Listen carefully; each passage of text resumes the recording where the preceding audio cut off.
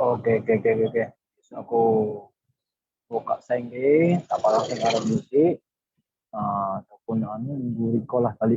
Tapi kita nih.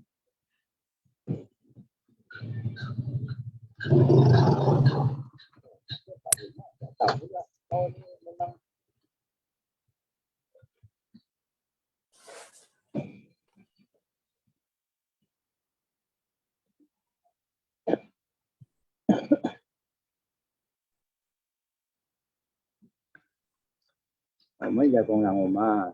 Assalamualaikum. Belum. Dạ.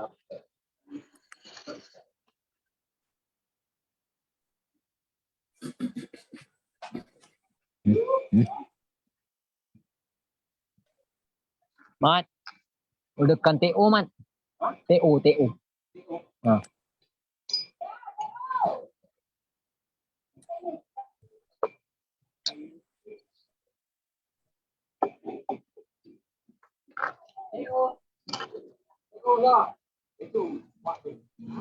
Saya TO lagi bang satu. Ah.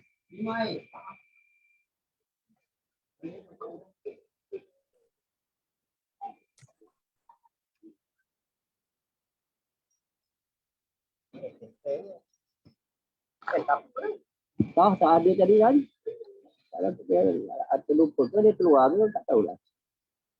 Tahun tadi rasa dia keluar tuh kok.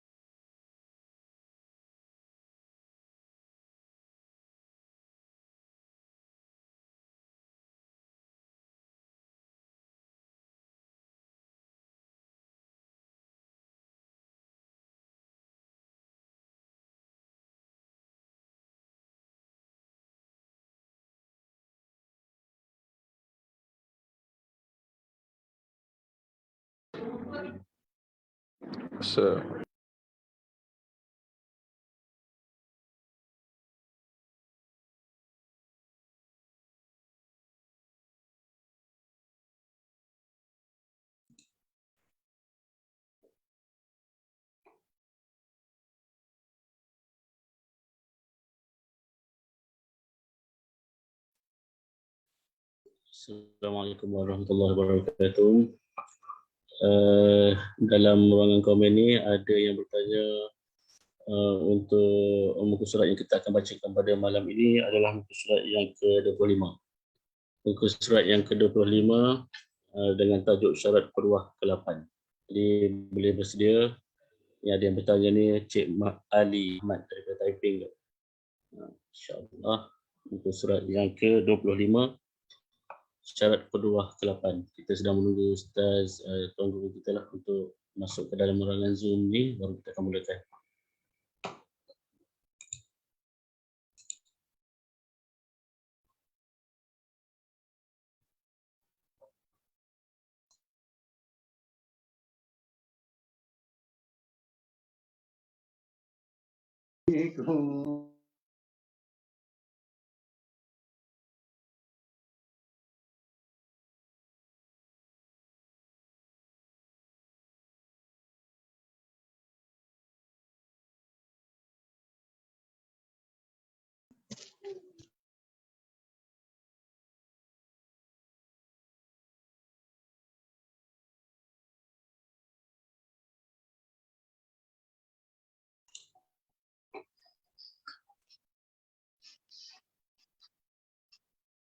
Ustaz Amir Sufri Nizam dah masuk ke?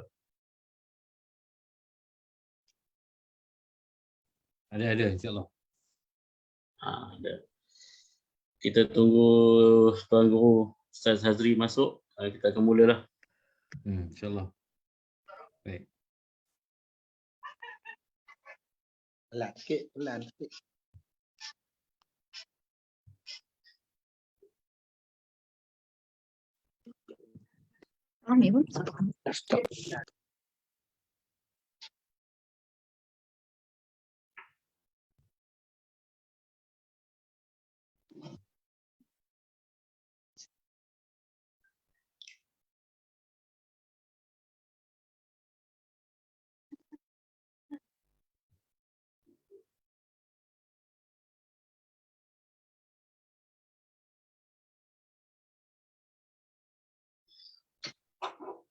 Baik tuan-tuan, sebelum kita sama-sama menunggu Ustaz Hazri Hashim ni masuk ke dalam ruangan Zoom ni, malam ni kita tukar balik konsep ya.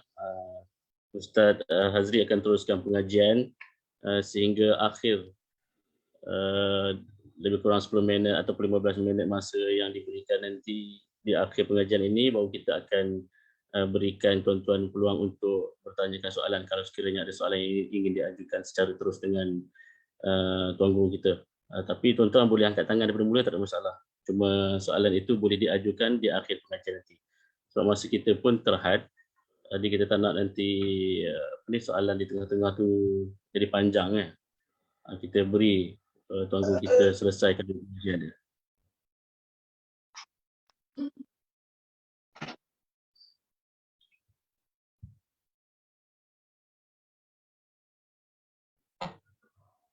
Ustaz Hazri tak masuk lagi ni.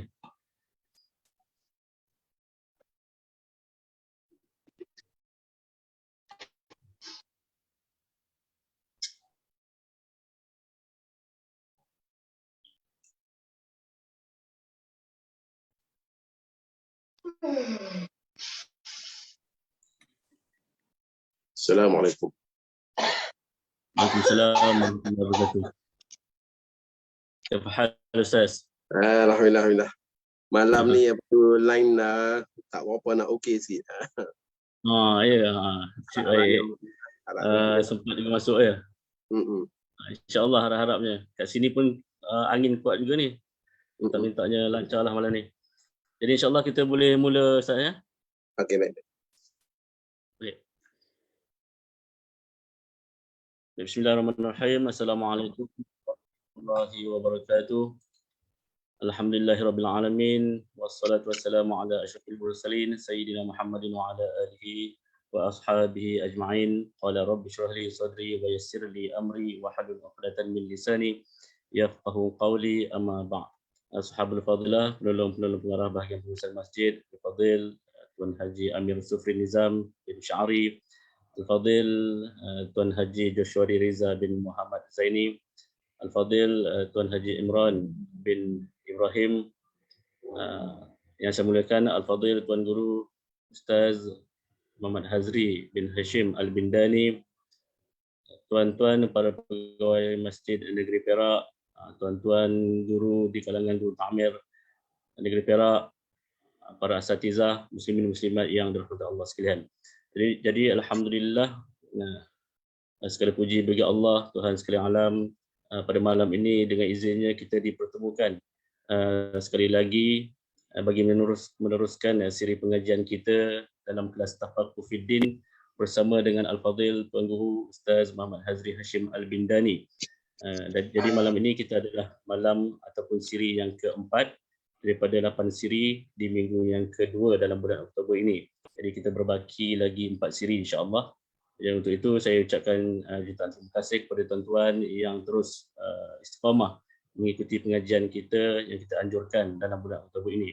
Itu juga dengan Al-Fadil Tuan Guru, saya ucapkan terima kasih di atas meluangkan masa sepanjang bulan Oktober ini bersama dengan kami orang-orang Negeri Perak ni.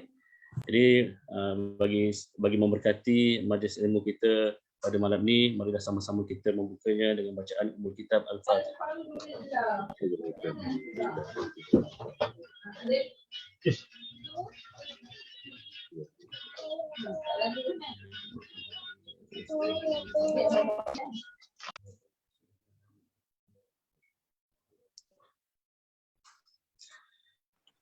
Baik tuan-tuan yang saya muliakan, insya-Allah malam ni kita akan kita akan menyambung pengajian di muka surat yang ke-25 dengan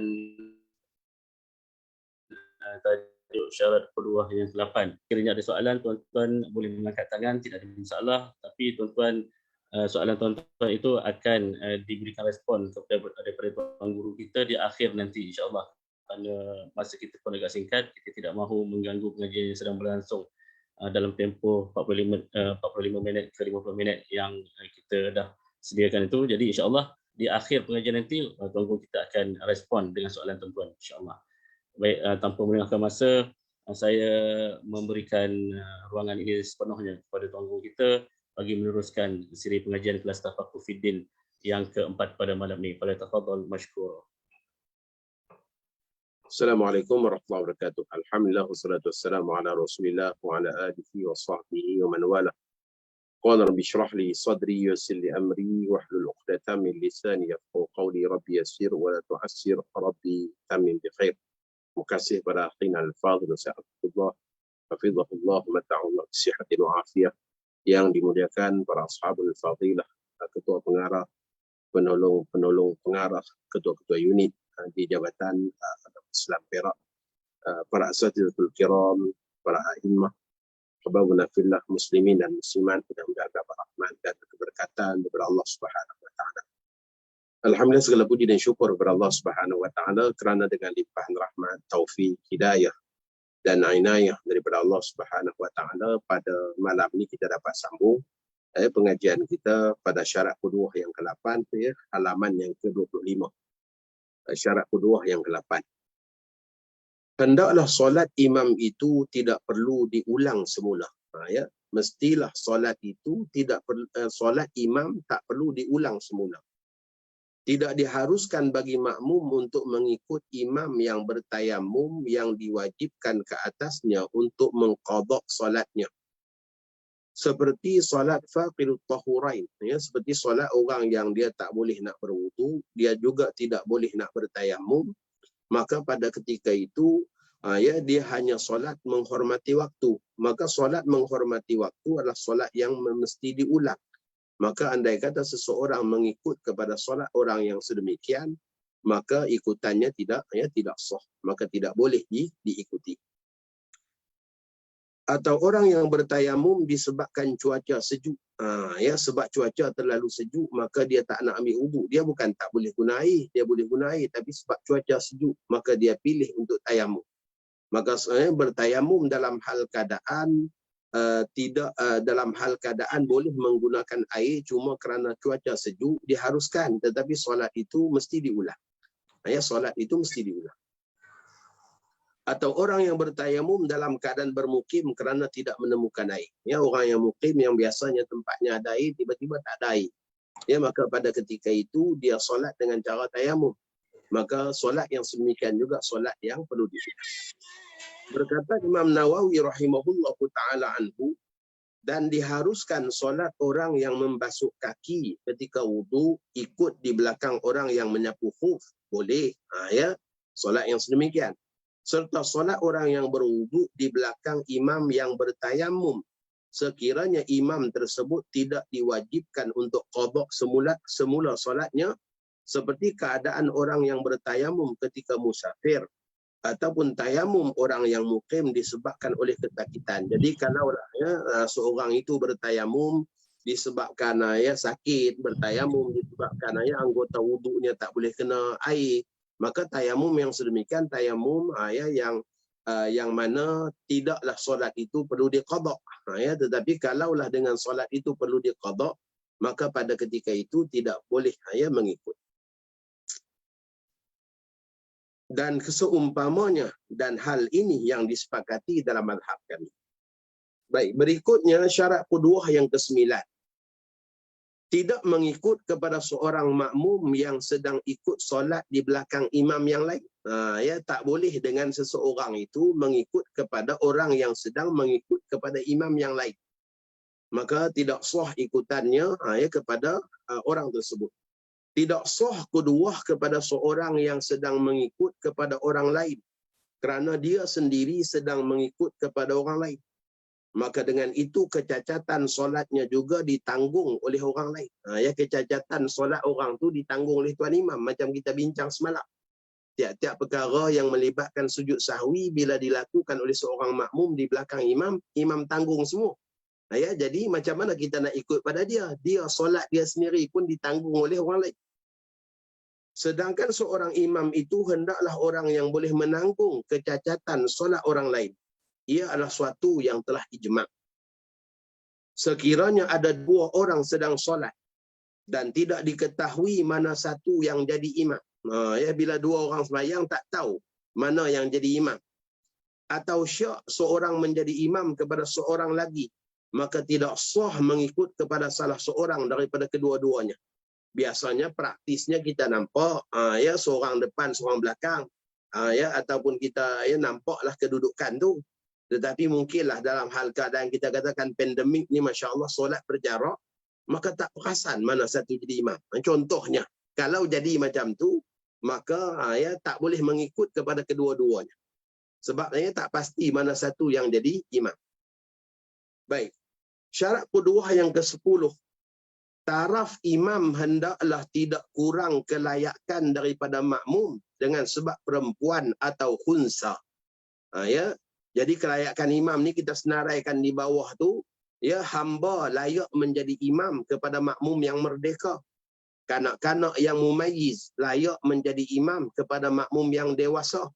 Cuma dari segi afdaliyah, ya, orang dewasa lebih utama jadi imam. Ya, orang dewasa lebih utama jadi imam.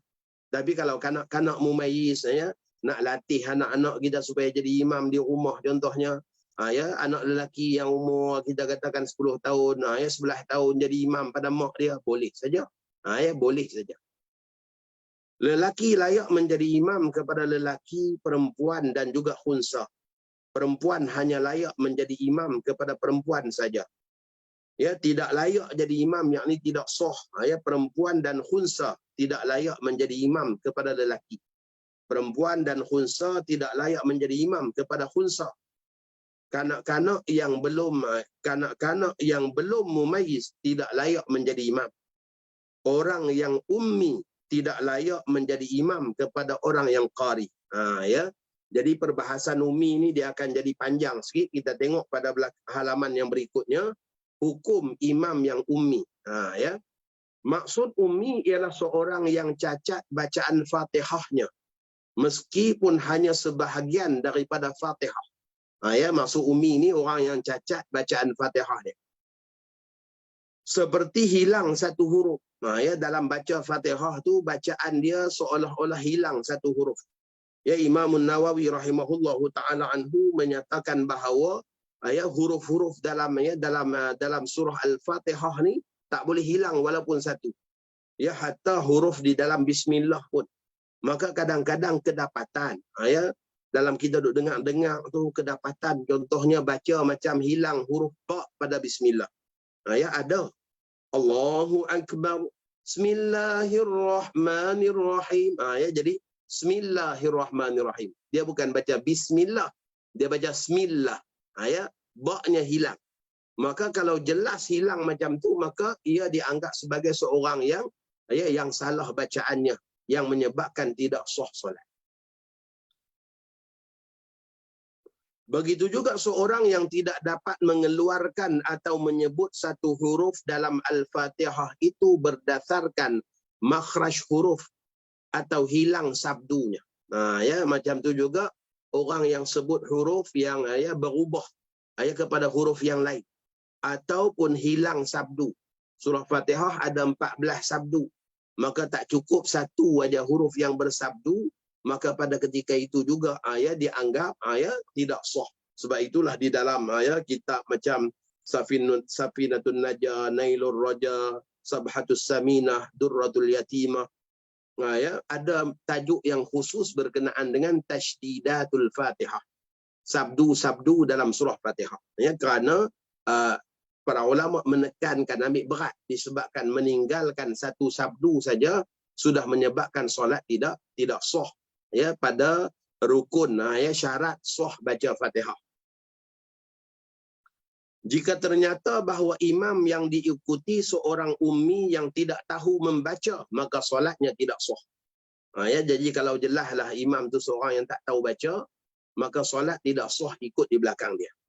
Jika seorang yang ummi menjadi imam kepada satu jemaah yang tahu membaca dan jemaah yang tak tahu membaca, maka solat jemaah yang ummi itu sah, manakala solat jemaah yang tahu membaca itu tidak sah dan wajib diulang.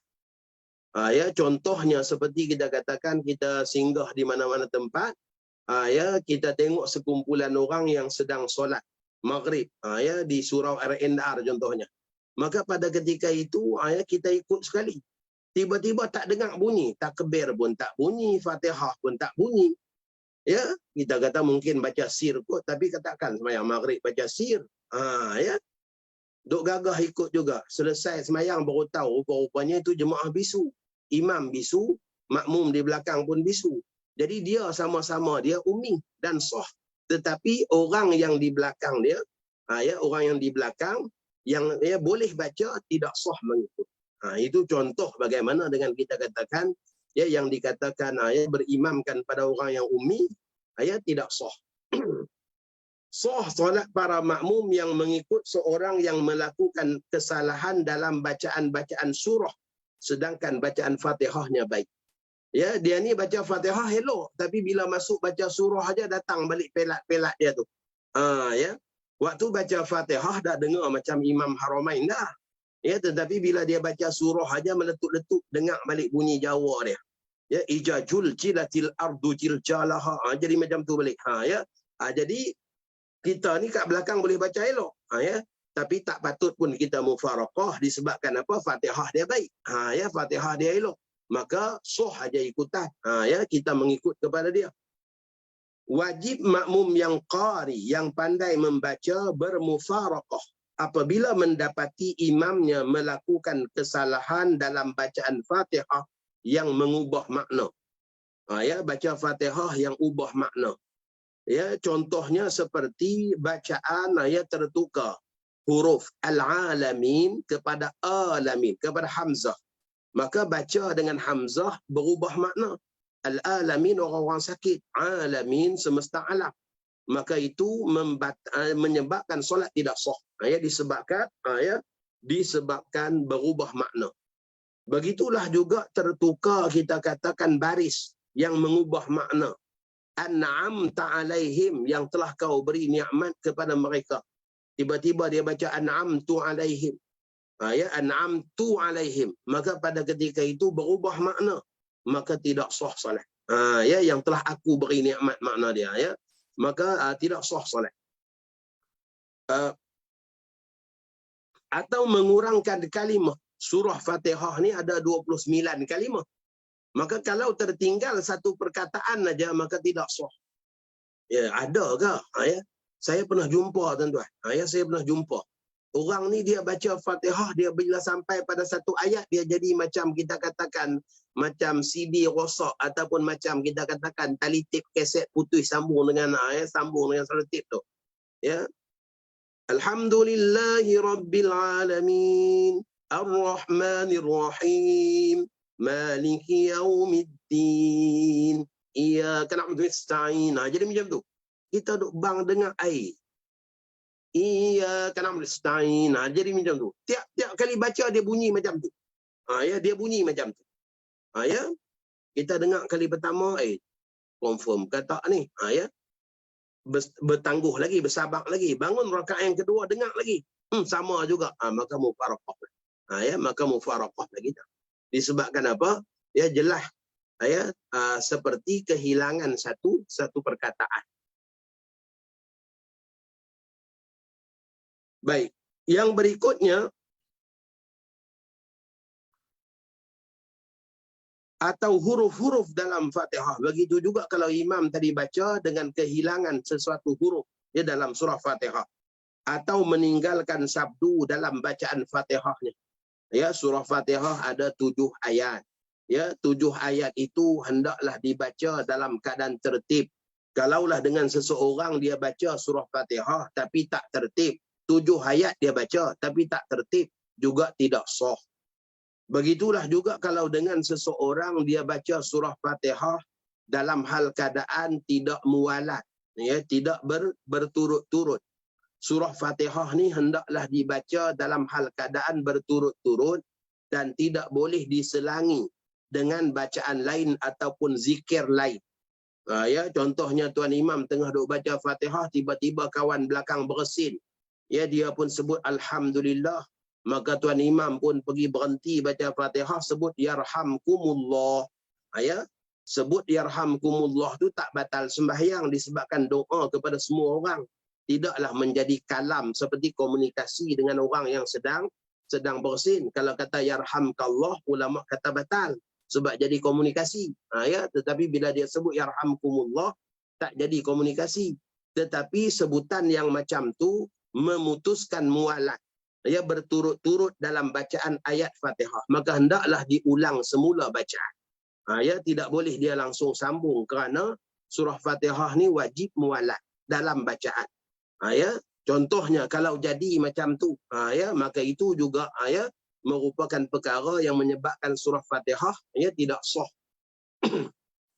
Baik, kesalahan besar yang mengubah makna, ya, seperti an'amta baca dengan an'amtu. Baik, berikutnya ya, iyyaka, ya, dia baca tanpa sabdu, juga ya, berubah makna. Al-mustaqim, dia baca dengan al-mustaqim, ya, dengan sa, ya, juga ya, mengidghamkan ya, sin, huruf sin dengan huruf sa, ya, seperti mustaqim, ya, dia baca macam tu. Ya, begitulah juga al-maghdub, ya, menukar kepada ghain dengan ra, al-mardub, ya, juga berubah makna, ya, berubah makna. Ad-dallin, dalam bab ad-dallin ni tolong buat catatan. Dallin ni ada khilaf. Ada qaul yang mengatakan ya, menukar dad kepada ra, dallin, ia tak batal sembahyang kerana ia sukar bagi lidah orang ajam, maka ia dimaafkan. Ya, sekiranya orang ni dalam hal keadaan ya, dia tak sengaja, dia dah usaha dah nak buat bagi jadi dad tak jadi, ya, maka dimaafkan. Ya, tetapi makruhlah dia jadi imam. Ya, makruh dia jadi imam. Adapun kita ikut kepada dia tak makruh. Ad-dallin dengan menukar huruf dad kepada ra, ya, mengikut qaul yang paling sahih. Maksudnya qaul yang asah mengatakan bahawa ya batal sembahyang, ya tidak sah solat. Tetapi ada qaul muqabil kepada qaul asah, maka bila dikatakan lawan kepada asah, maka qaul yang lawan asah tu qaul sahih. Ya, maka qaul yang lain juga ada yang mengatakan ya sah, sebagaimana Imam An-Nawawi dalam Majmu' Syarah Muhadzab ada sebut perkara ni.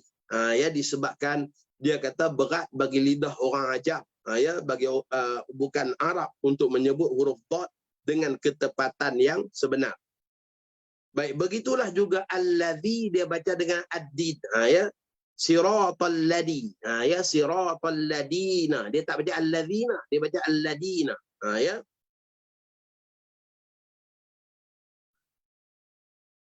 Dia tukar ya allazi dengan alladhi. Kemudian membaca alhamdu dengan alhamdu, ya, dengan hak yang ya hak simpul ke apa kita panggil hak besar, ya. Yang berikutnya menghilangkan satu syaddah ataupun sabdu yang 14 dalam surah Fatihah. Itu kesalahan-kesalahan besar yang menyebabkan solat itu tidak sah, ya, dan orang yang baca yang macam tu dianggap sebagai ummi yang tak boleh jadi imam. Ya. Baik, kesalahan ringan yang tidak mengubah makna, solat masih sah tetapi makruh. Ya, solat masih sah tapi makruhlah dia jadi imam. Ya. Iaitu seperti membaca maliki dengan menambah sabdu pada huruf pada huruf lam, maliki, ya, maliki yaumiddin, maliki yaumiddin, dia baca dengan sabdu pada lam, ya. Yang berikutnya membaca tanpa dengung, ya, pendek dan panjang harakat mad, tiada qalqalah dan sebagainya yang tidak mengubah makna. Ya, kita ambil maklum bahawa harakat mad, ya, dan juga dengung, ya, merupakan kita katakan mustahak huruf. Ya, bila dikatakan mustahak huruf maksudnya sifat-sifat yang mendatang kepada sesuatu huruf. Dan ya, ulama mengatakan gunnah, kadar harakat merupakan lahan khafi, ya, kesalahan yang khafi, yang ia tidaklah sampai mengubah makna. Maka dalam hal keadaan yang sedemikian masih lagi dimaafkan. Membaca ad-dhalin dengan ad-dhalin. Ad-dhalin bermaksud orang-orang yang sesat. Ad-dhalin penduduk setempat. Jadi qaul yang asah kata tidak sah solat kalau baca macam tu. Tetapi ada qaul muqabil lawan kepada qaul asah tadi mengatakan ya mengatakan sah. Ya, kerana sukar dibezakan kedua-duanya. Inilah pendapat Imam Fakhrul Razi seperti disebut dalam tafsirnya. Ya, kerana berat bagi lidah orang ajam dalam menyebut huruf dad. Baik, berikutnya mustaqim, ya, dengan menukarkan qaf dengan huruf gaf, ya, Parsi, ataupun dalam bahasa Arab dia panggil qaf ya bisah. Ihdinas siratal mustaqim, ya, dia panggil qaf ya bisah. Ya, baca dengan qaf ya bisah ni, ya, hukum dia makruh, ya, mengikut ya Imam Zakaria Al-Ansari, Khatib Asy-Syarbini, Imam Ar-Ramli. Ya, adapun Imam Ibnu Hajar mengatakan makruh, ya, bagi orang yang tidak dapat menyebut qaf dengan ketepatan yang sebenar. Ya, makruh dan wajib dia belajar. Tetapi bagi orang yang dah boleh sebut qaf dengan baik, tiba-tiba dia pilih baca dengan qaf ya bisah, Imam Ibnu Hajar mengatakan tidak sah solat.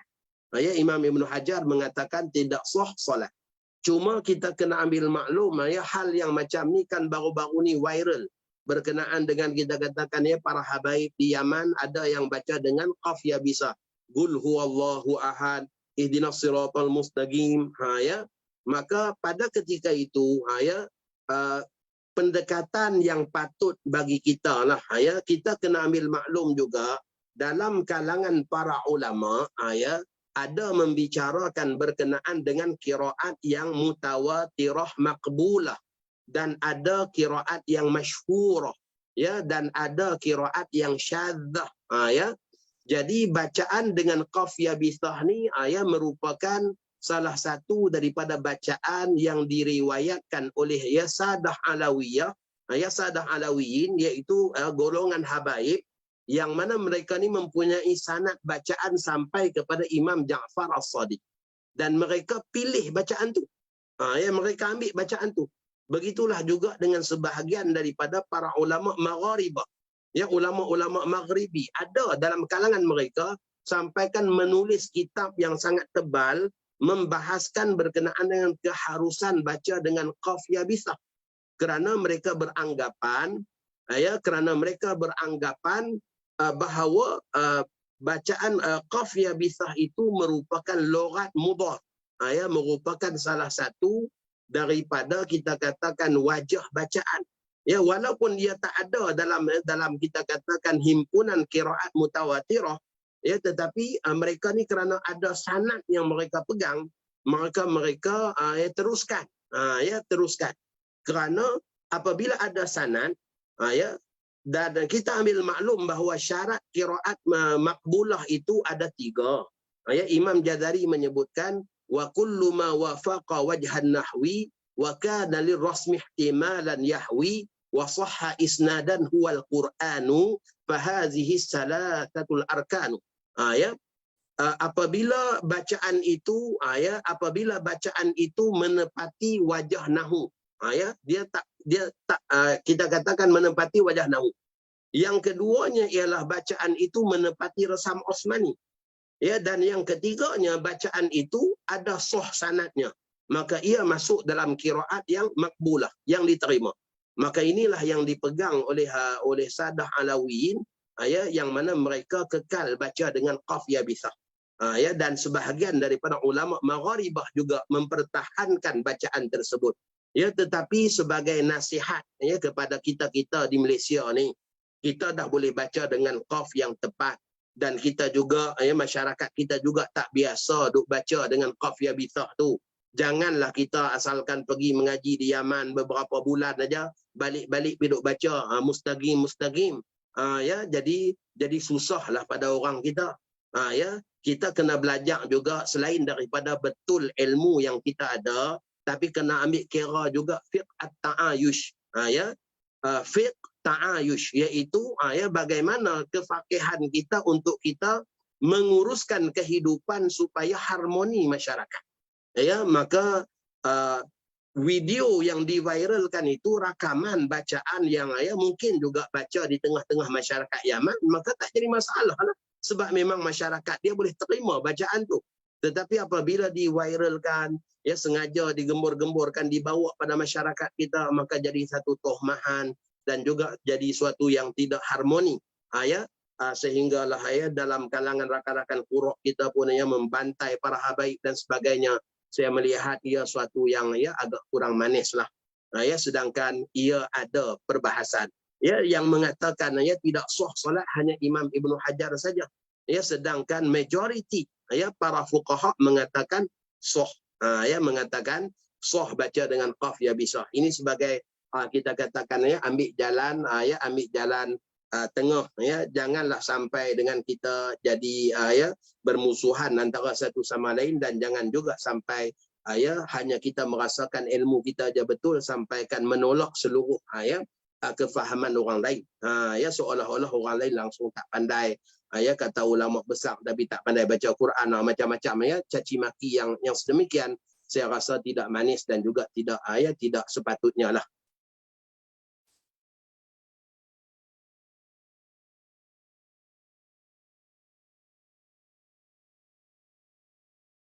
Jadi membaca dengan al-mustaqim seperti yang disebut oleh orang Yaman, tetapi makruh menurut sebahagian ulama dan sebahagian yang lain tidak memakruhkan.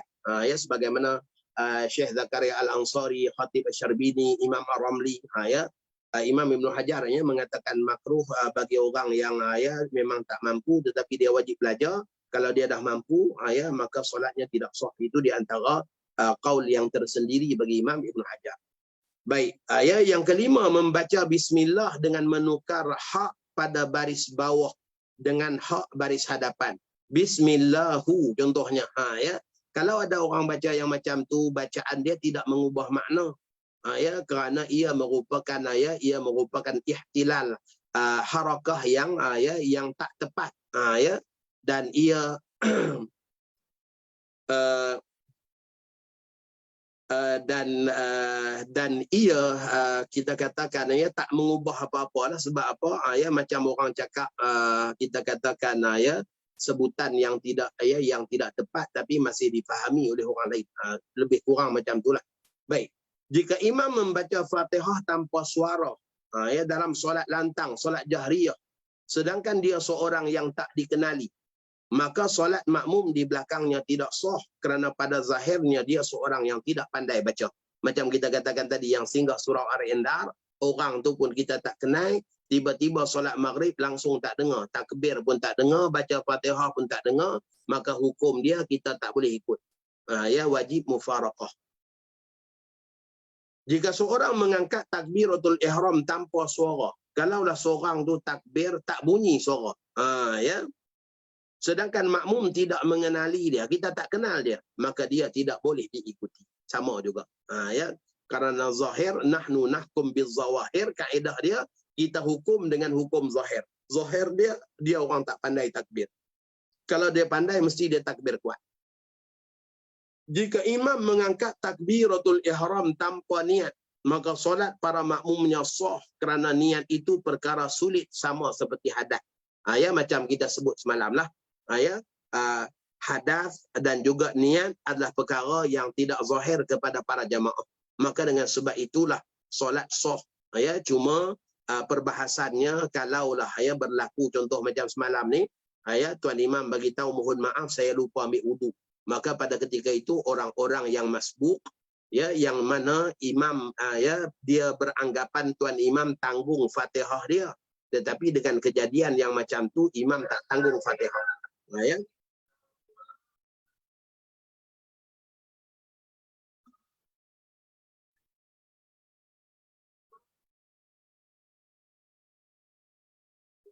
Maka bila imam tak tanggung Fatihah, maka bermaksud dia orang yang belum cukup rakaat. Maka dalam kejadian yang macam tu, orang yang berkenaan dia hendaklah bangun, ya, buat lagi satu rakaat.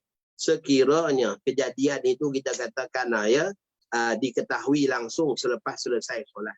Tapi kalau dah berselang waktu yang lama, ya, kita katakan dah pergi sarapan lah apalah, baru imam bagi tahu dalam grup WhatsApp contohnya, maka pada ketika itu kena semayang semula lah. Disebabkan apa? Mereka tadi tidak dianggap tak cukup rakaat kerana tuan imam tak tanggung Fatihah dia.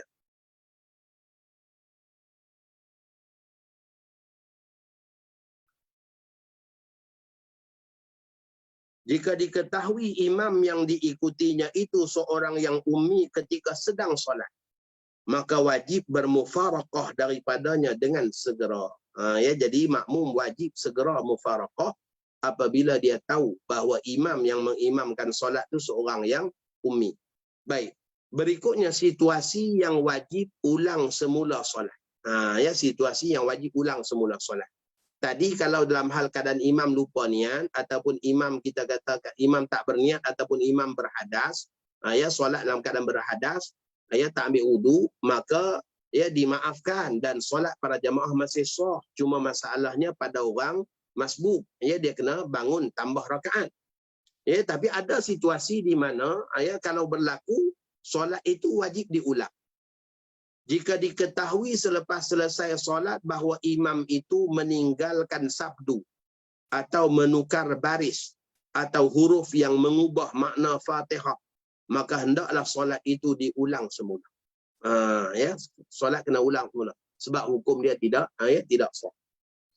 Sekiranya jelas bahawa imam seorang kafir atau gila atau perempuan jika makmum lelaki, atau pada pakaian imam ada najis yang jelas kelihatan, atau seorang ummi, maka wajiblah makmum itu mengulang semula solat dia. Ya. Awal tengok ikut, ya, ingat boleh ikut, ya, dia pun ikutlah seseorang yang sedang sembahyang. Ya, tengok orang tu dah sembahyang, dia pun pergi ikut. Selepas selesai dia sembahyang, ya, kawan pegang tangan. Kenapa ikut dia tu? Dia khunsa. Ya. Orang khunsa ni maksudnya ada dua kemaluan. Ya, khunsa ni ada dua kemaluan. Ya, dan biasanya kita ni tak tahu biasanya, ya, dan kita tak dituntut pun ambil tahu. Ya, cuma kalaulah jelas Ya, sebab apa? Bila jadi hal-hal yang macam tu, orang bercakap, sejak budak ni dilahirkan lagi dah tahu dah dia dua kemaluan. Ya, maka pada ketika itu bila jelas macam tu, orang bercakap. Ya, apatah lagi kalaulah dia ni khunsa, ya, khunsa muskil dalam hal keadaan, kadang-kadang dia datang haid, kadang-kadang ya tidak. Ya, ada beberapa lama dia berperwatakan perempuan, kadang-kadang dia berperwatakan lelaki. Ya, maka yang macam tu juga ya jelas pada masyarakat. Maka pada ketika itu mungkin orang luar ni dia pergi ikut ya kepada kawan ni. Kawan ni duk semayang sunat seorang-seorang kat belakang, selesai semayang. Orang ni orang lambat, datang tengok ada seorang duk semayang, dia pun takbir ikut sekali. Selepas selesai semayang, masya-Allah, orang bagi tahu tak boleh ikut tu, dia tu khunsa. Contohnya, ya, maka pada ketika itu wajib ulang. Ya, wajib ulang solat. Tidak wajib ulang solat jika diketahui selepas selesai solat imam seorang yang berhadas atau pada pakaian imam ada najis yang tersembunyi dan tak kelihatan.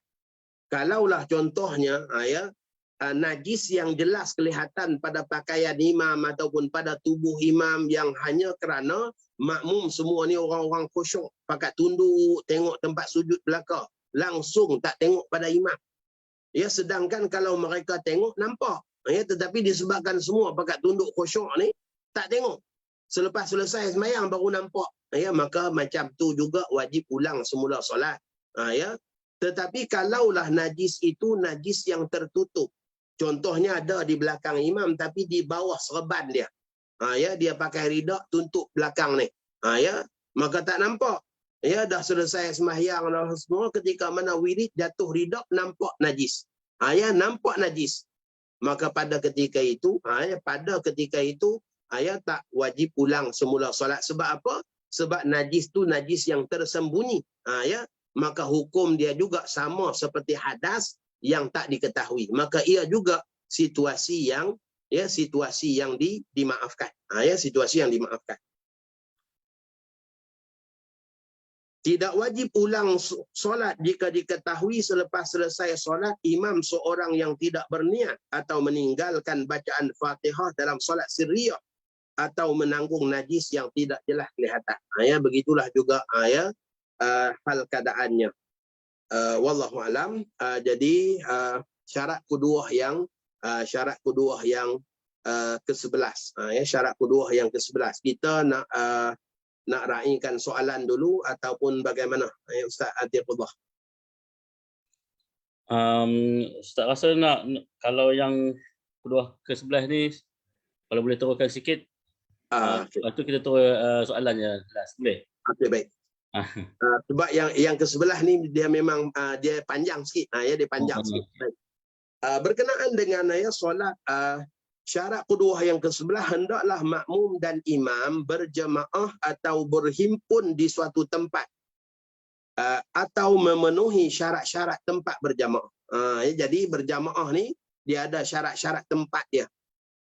Keadaan tempat berjamaah ada keadaan solat di masjid, ada keadaan solat imam dalam masjid, makmum di luar masjid, ada keadaan solat di tempat yang bukan masjid. Jadi perkara yang paling utama sekali kita kena faham dulu yang dikatakan masjid itu ialah tempat yang mauquf, yang diwakafkan atas nama masjid. Dalam mazhab Syafi'i, kalau tempat itu diwakafkan untuk solat berjamaah, itu belum masjid. Kecuali wakif itu orang yang berwakaf, dia kata aku wakafkan tanah ni ataupun tempat ni untuk masjid. Maka pada ketika itu walaupun tak ada binaan tetap hukum dia jadi masjid. Ya, jadi masjid. Ya, Imam Sayuti mengatakan bahawa kalaulah seseorang dia ada tanah kebun, ya, kemudian ya di kebun dia tu dia hampak satu kapet contohnya, maka dia paku kapet tu. Ya, dia paku kapet tu di tanah, kemudian dia kata seluas kapet ni adalah masjid selama mana tak dicabut. Ya, maka jadi masjid. Ya, jadi masjid dan boleh dengan dia beribadah di tempat tu dengan hukum masjid. Ya, dengan hukum masjid. Itu menurut qaul Imam Imam As-Sayuti. Ya, asalkan niat dia wakaf pada masjid. Baik. Dari segi amaliyahnya di tempat-tempat kita, dari segi amaliyahnya di tempat kita ni, keseluruhan negeri-negeri di negara kita ni masih lagi pegang solid dengan takrifan masjid mengikut mazhab Syafi'i. Kecuali beberapa tempat lah macam Terengganu, dia bagi status masjid pada semua tempat wakaf. Syarat dia wakaf, walaupun surau, walaupun madrasah, walaupun musalla, bila berstatus wakaf, negeri Terengganu ni dalam dia gazet fatwa dia bagi masjid. Dia bagi hukum masjid. Manakala wilayah persekutuan dan juga Sarawak, dia bagi status masjid kepada surau-surau Jumaat yang berstatus wakaf. Tapi kalau tak wakaf, tak diserahkan pada Majlis Agama Islam, dia tak bagi status masjid. Contohnya surau Al-Barakah di Menara Bank Rakyat di Kuala Lumpur. Besar surau dia. Jemaah Jumaat boleh dapat sampai 3,000 ataupun 2,000 lebih. Tetapi disebabkan dia tak berstatus wakaf, maka tak diberi status masjid oleh Jabatan Agama Islam Wilayah Persekutuan. Baik. Adapun negeri-negeri yang lain, sebagaimana yang kita maklum, surau, walaupun surau Jumaat, walaupun kita katakan berstatus wakaf untuk solat berjamaah, walaupun digazetkan oleh pihak berkuasa sebagai kita katakan tempat khusus untuk solat berjamaah, ia tidak diberi status masjid. Masjid hanyalah tempat yang telah kita katakan dikhususkanlah dengan wakaf masjid. Dan di negeri Perak saya tengok ada juga surau-surau Jumaat yang dinaik taraf jadi masjid. Kalau tak silap macam Nur Ramadan ke apa di Simpang Pulai. Dulunya berstatus surau. Tetapi dinaik taraf menjadi masjid. Jadi itulah takrifan masjid. Sebab kita kena faham ni, hukum yang melibatkan masjid dengan surau dan tempat-tempat yang lain bukan masjid berbeza. Berbeza. Masjid Jamik dan bukan Jamik tu biasa aja. Masjid Jamik ni masjid yang buat sembahyang Jumaat. Masjid yang ghair Jamik dia masjid tapi dia tak buat Jumaat. Dia tak buat Jumaat. Banyak di negara-negara Arab yang macam tu. Disebabkan mereka ni tiap-tiap bangunan ada masjid. Maka bila Jumaat aja mereka kumpul di sebuah masjid besar. Tempat-tempat lain tak buat Jumaat. Maka dibezakanlah antara masjid Jamik dengan masjid ghairi Jamik. Di Pulau Pinang juga sama. Ada masjid-masjid, Masjid Makbul, Masjid Jelutong. Ada masjid yang mana hanya sekadar masjid saja. Tetapi dia bukan Jamik. Bila Jumaat, dia kena pergi buat tempat lain.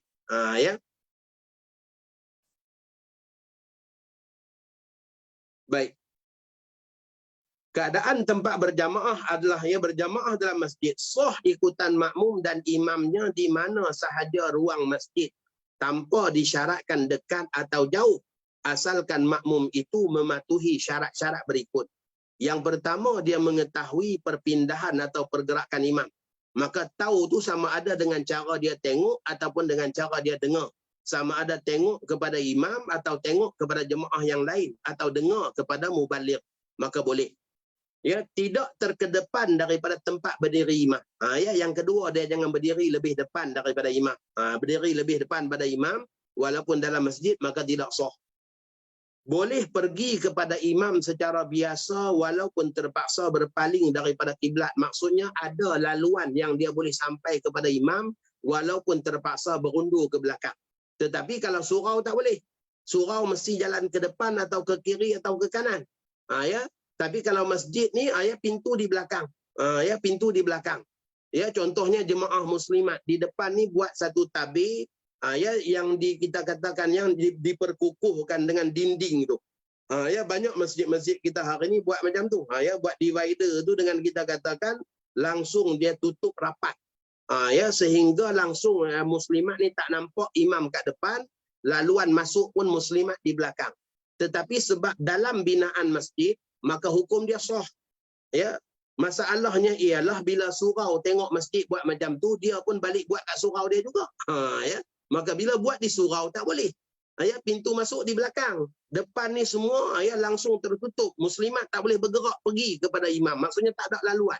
Kiri kanan tak ada, depan pun tak ada. Kalau nak pergi kepada imam kena undur ke belakang, pusing. Baru boleh sampai imam. Maka surau tak boleh macam tu. Tak sah. Tak sah sedemikian.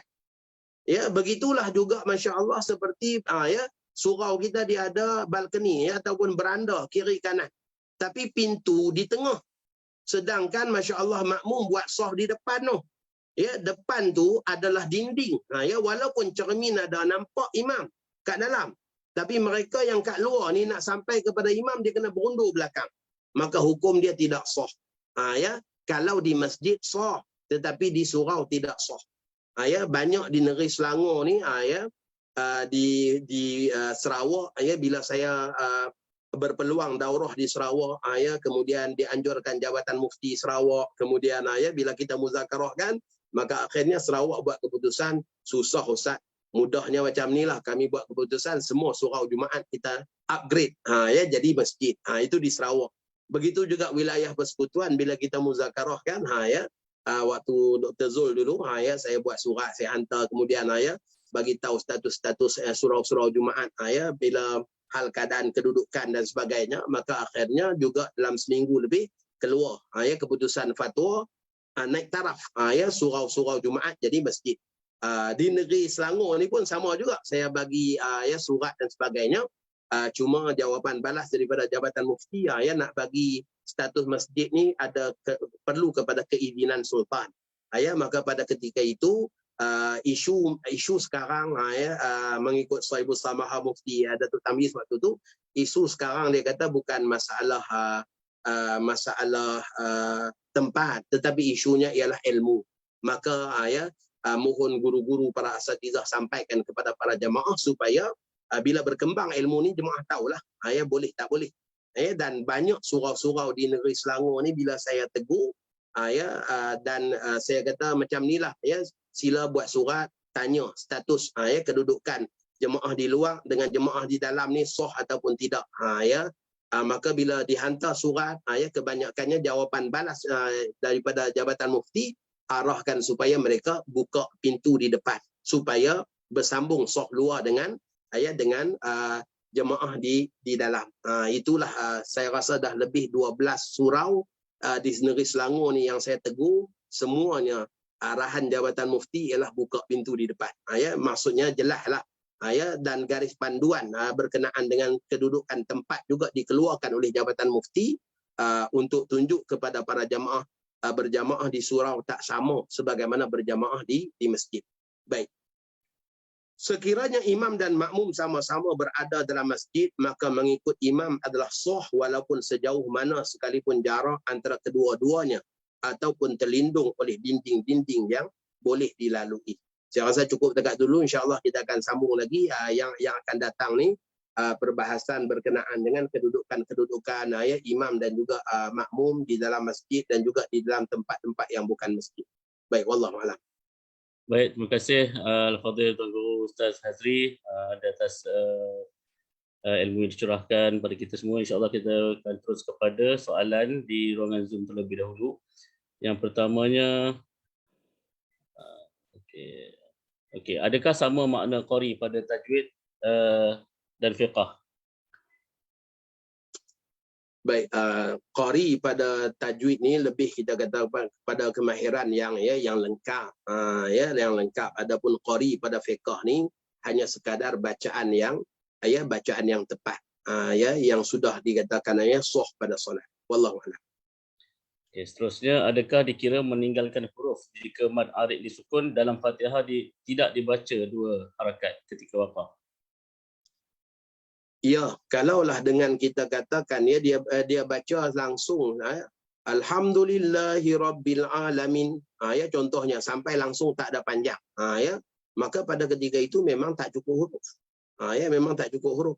Min, ya, seperti mim langsung kepada nun, maka pada ketika itu juga memang boleh menyebabkan tidak sah solat kerana tak cukup hurufnya. Wallahu a'lam.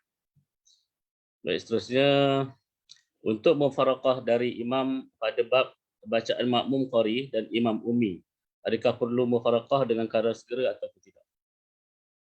Apabila kita mengetahui bahawa imam itu merupakan seorang yang jelas, bacaan Fatihahnya tidak sah mengikut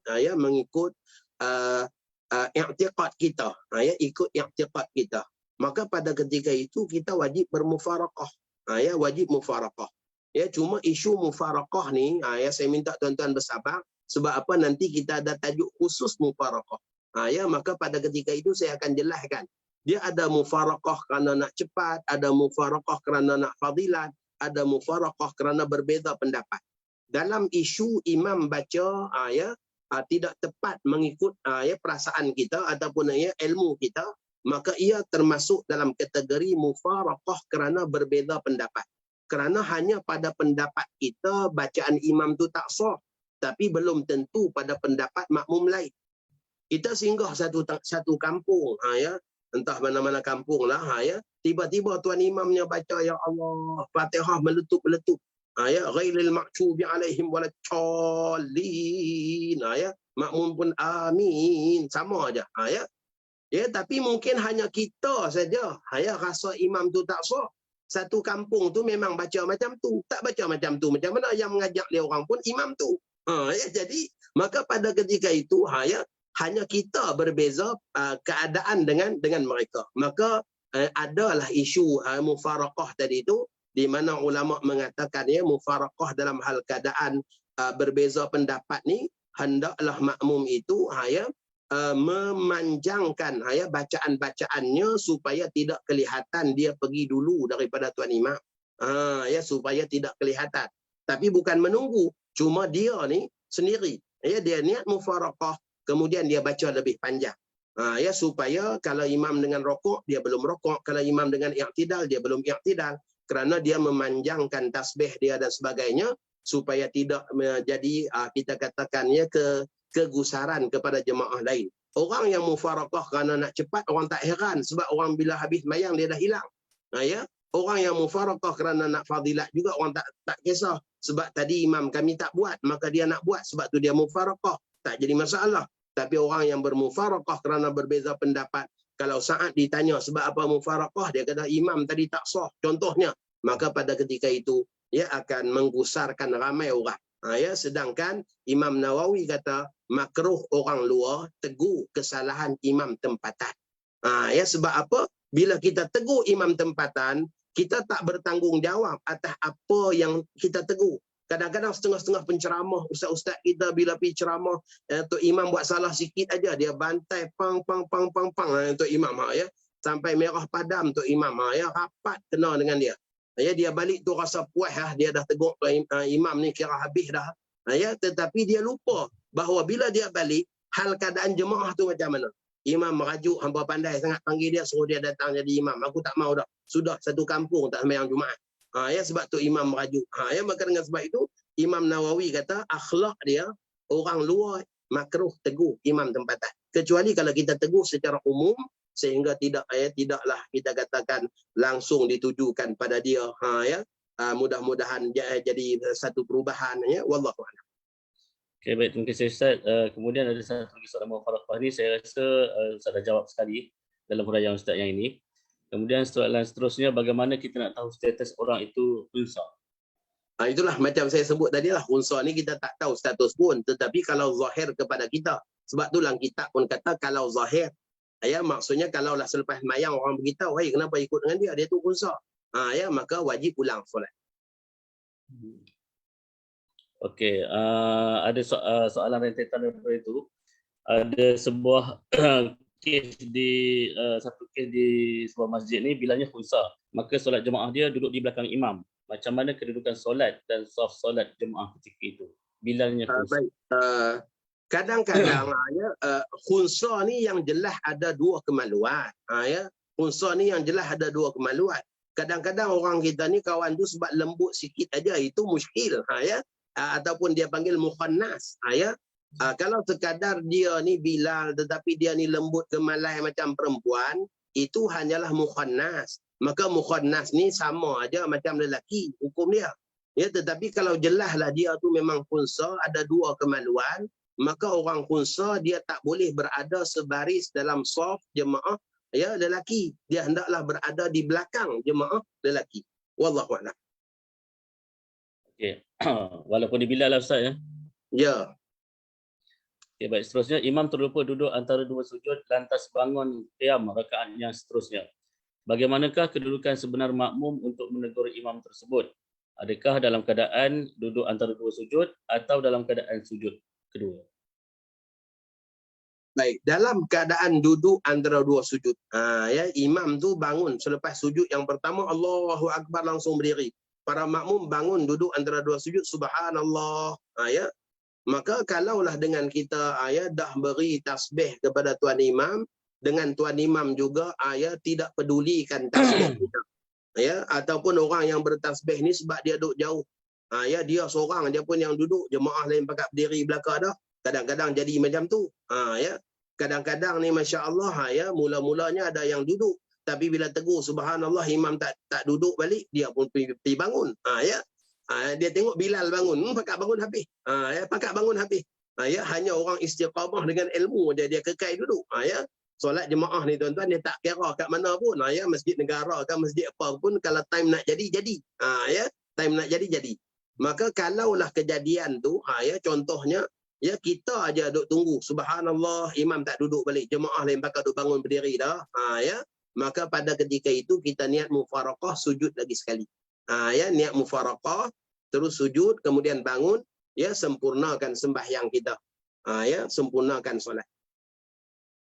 Okey, baik Ustaz. Seterusnya, bagaimana jika imam mengeluarkan angin yang berlebihan ketika takbiratul ihram pada kalimah akbar? Angin yang berlebihan.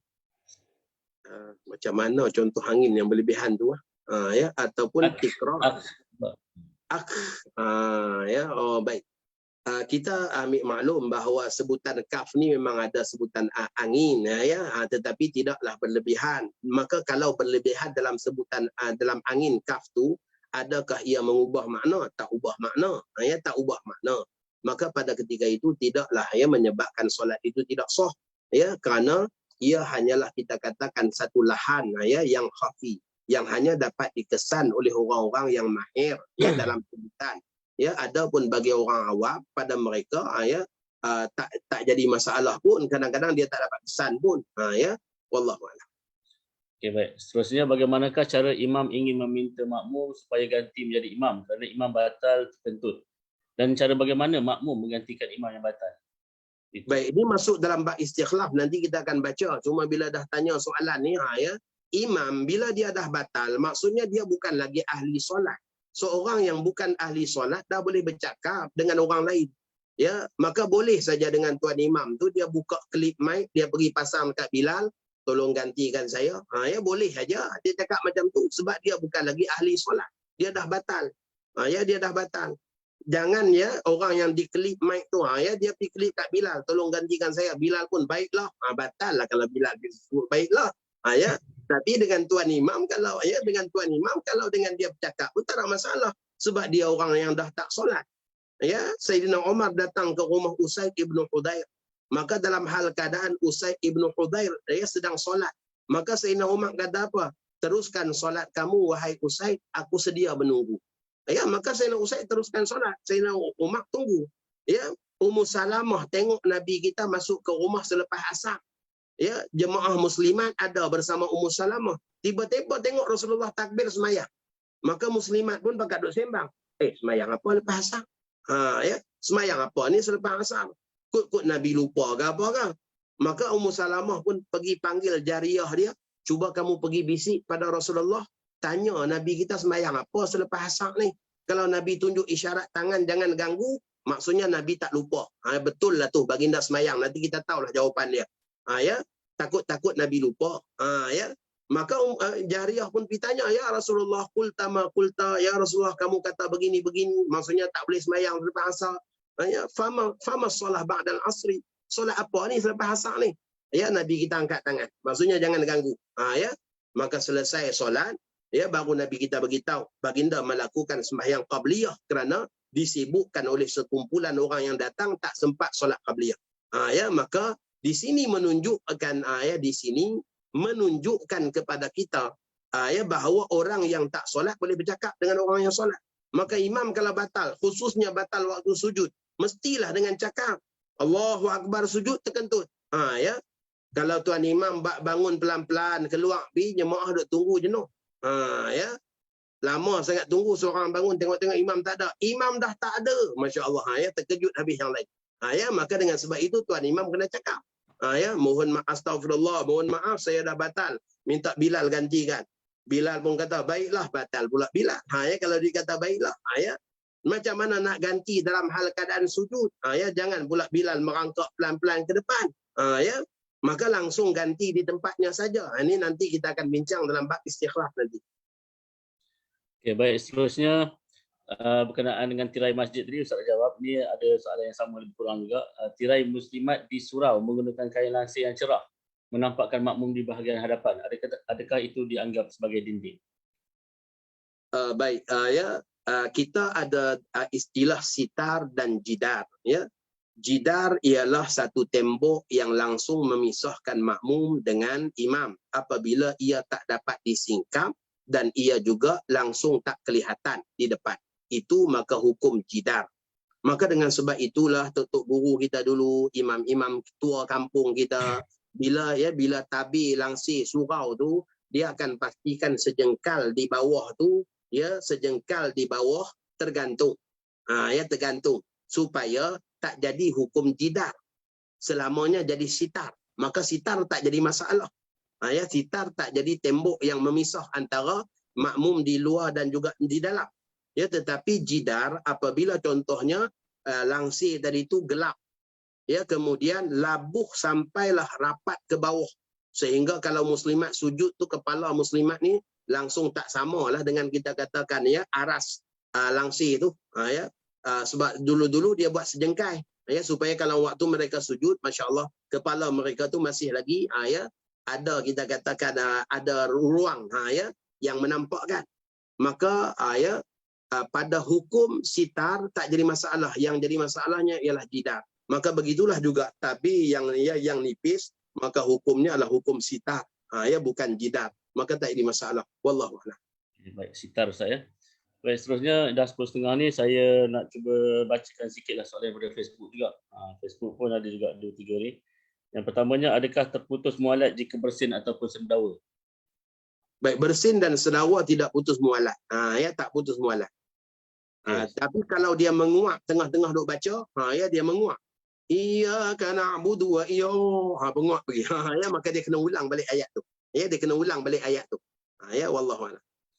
Seterusnya soalan Facebook, bagaimana jika solat Jumaat bacaan imam tidak betul? Bolehkah mufaraqah atau bagaimana nak atasi masalah ini? Baik, mufaraqah dalam solat Jumaat mestilah di rakaat yang kedua. Bermufaraqah pada rakaat yang pertama maka membatalkan solat Jumaat dan hukum dia haram. Maka dengan sebab itulah kalaulah kita dengar, ya, antara betul ataupun tidak, maka pada ketika itu kita ikut dulu dengan kita bertaklid, kita nak dengar lagi sekali di rakaat yang kedua. Ya, kita nak dengar lagi sekali di rakaat yang kedua. Ya, sebab kita tak confirm lagi betul ataupun tidak. Maka bila kita dengar, ya, bila kita dengar di rakaat yang kedua confirm salah, maka pada ketika itu wajib kita mufaraqah. Dan mufaraqah solat Jumaat di rakaat yang kedua tidak membatalkan Jumaat. Wallahu a'lam. Ya, ada yang angkat tangan kita, ya, tadi pun ada angkat tangan, saya minta maaf tadi sebab apa? Baru mula sangat dah angkat tangan. Jadi kalau boleh tu minta untuk kuliah-kuliah yang akan datang bagi peluang saya cakap dalam 40 minit dulu ke, ya, supaya tak terbantut apa yang nak disampaikan. Baik. Okay, Ustaz nak bagi laluan pada yang angkat tangan ke? Tuan Mia Abbas ni. Tuan Mia Abbas boleh ajukan soalan, buka mic. Tuan Mia Abbas, kalau tak ada saya terus baca yang Facebook. Okey, saya baca yang Facebook lah. Okey. Kalau makmum membaca surah Fatihah bersama dengan imam dan membaca amin bersama imam, sedangkan makmum baru membaca ayat ke-6 dari surah Fatihah seperti dalam solat tarawih, adakah terputus mualat bacaan Fatihah makmum tadi? Putus mualatlah sebab apa? Diselangi dengan zikir yang lain. Okey. Seterusnya bacaan Fatihah tanpa bibir bergerak. Apa pandangan Ustaz? Baik, yang dikatakan qiraah, ya, qiraah itu ialah bacaan yang dapat didengari oleh oleh telinga kita sendiri. Ya, bacaan yang dapat didengari oleh telinga kita sendiri. Ia merupakan bacaan yang, ya, dengan pergerakan lidah dan juga mulut, dan begitulah juga dengan suara. Maka kalaulah dalam hal keadaan mulut langsung tak bergerak, maka ia jadi idmar. Idmar ni seolah-olah hanya baca dalam hati. Maka ya bagi istilah qiraah ia tak kena. Sebab apa? Dalam hadis menyatakan faqra, ya, maka bacalah, ya. Man lam yaqra, siapa yang tak baca. Maka bila dikatakan qiraah, qiraah mestilah dengan pergerakan mulut, ya, dan juga bersuara. Maka barulah dikatakan qiraah. Sekurang-kurang qiraah yang kita dengar suara kita ni, contohnya kita letak tangan kita ni di dada, kita baca dengan kadar paling perlahan, kita rasa getaran tu di dada kita. Ya, itu bermaksud kita dah baca dengan bersuara. Ya. Jadi kalau sampai langsung tak kedengaran, maka ia bukan qiraah, ia dipanggil idmar ataupun ittila. Ya. Kita disebabkan mungkinlah perbendaharaan kata orang Melayu ni agak kurang nak dibandingkan dengan orang Arab. Orang Arab kalau baca Quran dia kata qara'tul Qur'ana, saya baca Quran. Tapi kalau baca surat khabar, orang Arab tak kata qara'tul jaridah, aku baca surat khabar, tak. Dia kata ittalaqtul jaridah. Ya, ittalaq maksudnya saya menyelak helaian demi helaian sambil baca dalam hati. Ya, itu ittilaq.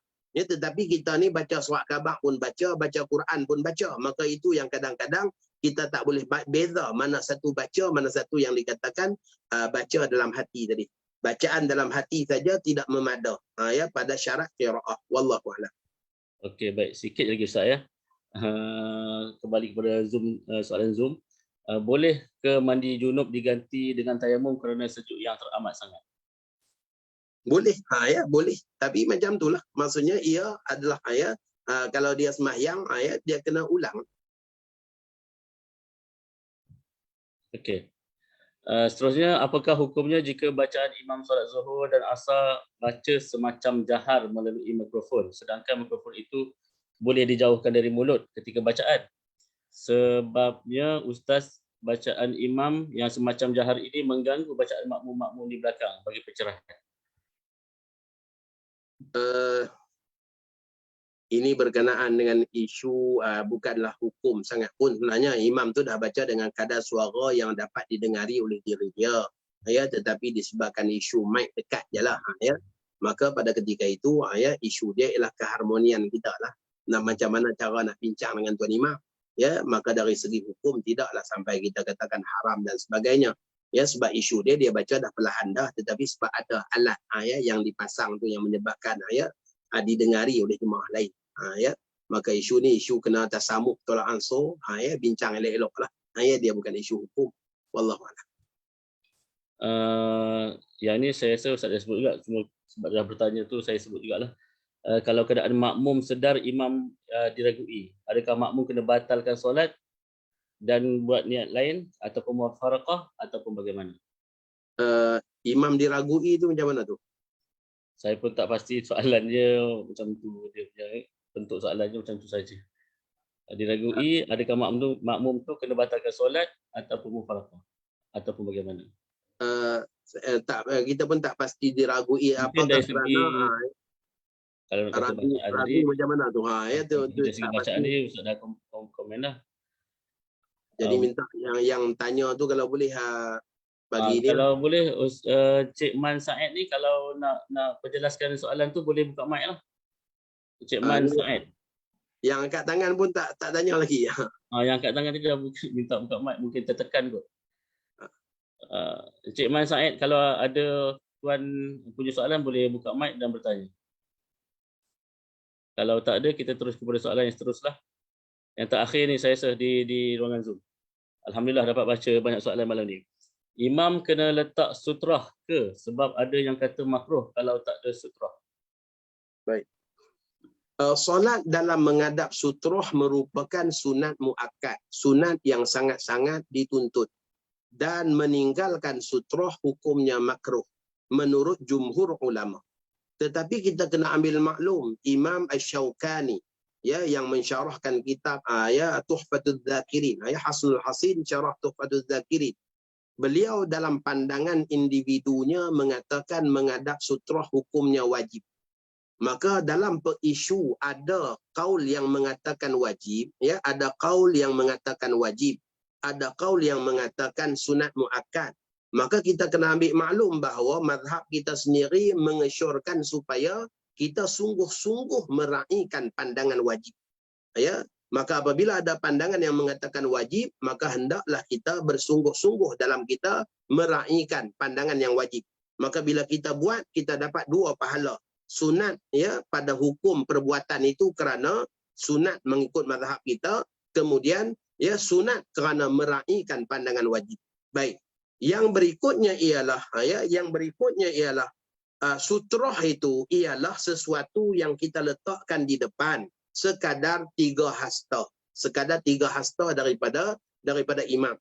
Ya, seafdal sutrah ialah sembahyang di dalam mihrab. Apabila solat di dalam mihrab, ya maka itulah seafdal sutrah. Kerana ya imam aman daripada lalu lalang dan juga gangguan yang lain. Maka itu seafdal sutrah. Kalau tak ada mihrab, maka pada ketika itu tertib yang kedua ialah menghadap dinding. Ya, kalaulah tak ada dinding, tertib yang ketiga ialah menghadap tiang. Ya, kalau tak ada tiang, tertib yang keempat ialah dengan memacakkan sesuatu di depan. Macam Nabi kita bila solat di padang, Nabi kita pacakkan anazah, tongkat pendek di depan. Ya, kalau tak ada tiang, itu tertib yang keempat. Kalaulah tak ada sesuatu dipacakkan di hadapan, maka memadalah dengan humratul musalli. Humrah musalli bermaksud hamparan solat. Ya, dengan kita bentangkan sejadah itu sebenarnya sudah dianggap sebagai sutrah. Tetapi itu bukanlah sutrah yang afdal. Tetapi itu bukanlah sutrah yang afdal. Maka majoriti amaliyah masyarakat kita sebenarnya bila bentang sejadah itu sebenarnya sudah dianggap sutrah. Cuma ia bukanlah sutrah yang afdal. Maka orang yang warak hukum, dia akan letaklah rehal ke apa kat depan supaya jadi sutrah yang lebih afdal. Itu saja. Tapi dari segi hukum, bentang sejadah tu sudah dianggap sutrah. Itu tertib yang kelima. Kalaulah sajadah pun tak ada, maka tertib yang keenam ialah jaral khatti, memada dengan satu garisan di depan yang kita niatkan sebagai sutrah kita, batas had kawasan solat kita. Maka boleh dengan seseorang yang berdiri di satu saf, dia niat garisan saf di depan itu sebagai sutrah. Ya, wallahu a'lam. Okey, baik. Ini ada pula tambah soalan. Kalau letak serban atau kopiah dikira sutrah ke tak?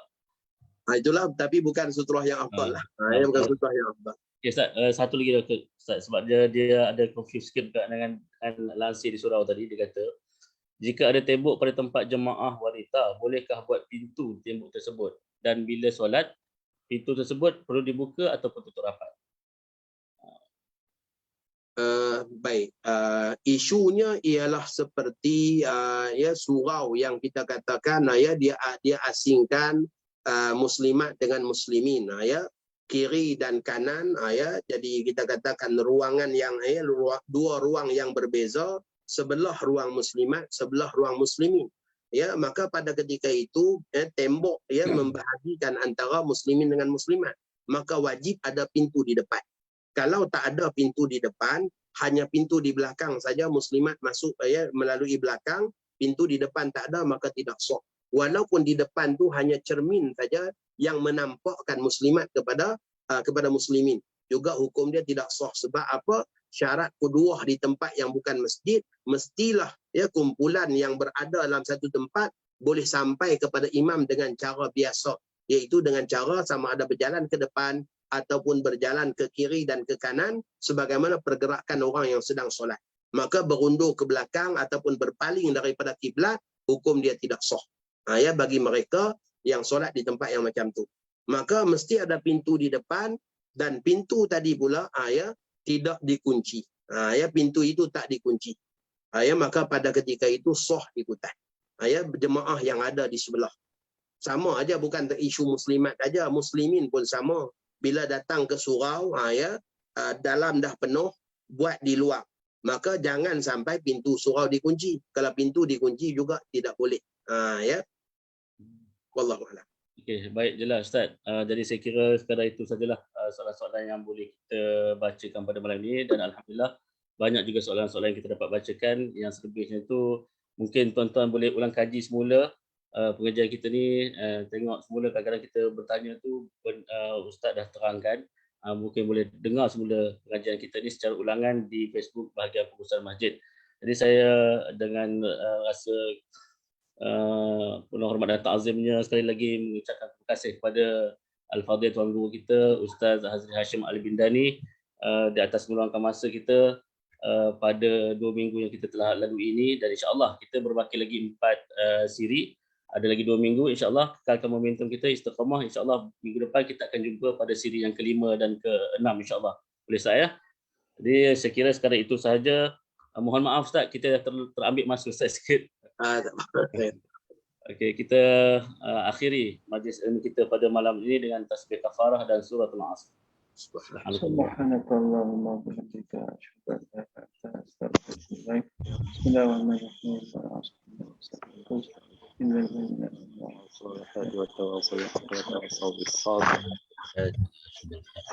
Assalamualaikum. Kita jumpa minggu depan insya-Allah. Assalamualaikum warahmatullahi wabarakatuh. Assalamualaikum warahmatullahi wabarakatuh.